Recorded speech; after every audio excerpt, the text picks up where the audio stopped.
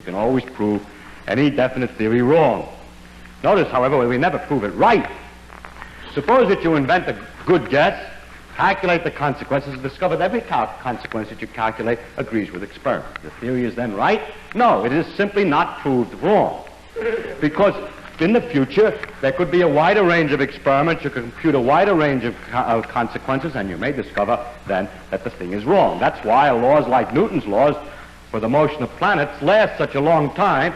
He guessed the law of gravitation, calculated all the kinds of consequences for the solar system and so on, compared them to experiment, and it took several hundred years before the slight error of the motion of Mercury was developed. During all that time, the theory had been failed to be proved wrong and could be taken to be temporarily right, but it can never be proved right because tomorrow's experiment may succeed in proving what you thought was right wrong.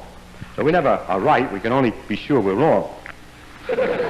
However, it's rather remarkable that we can last so long. I mean, have some idea which will last so long.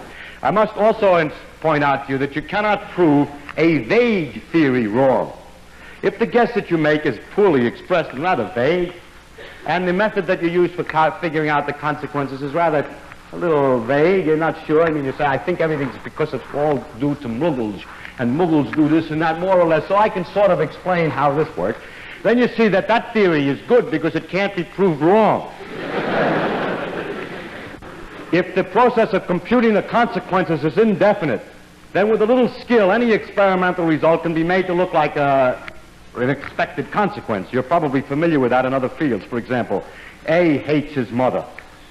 The reason is, of course, because she didn't caress him or love him enough when he was a child. Actually, if you investigate, you find out that, as a matter of fact, he did love him very much and everything was all right. Well, then, it's because she was overindulgent when he was a child. So by having a vague theory, it's possible to get either result. Now, wait.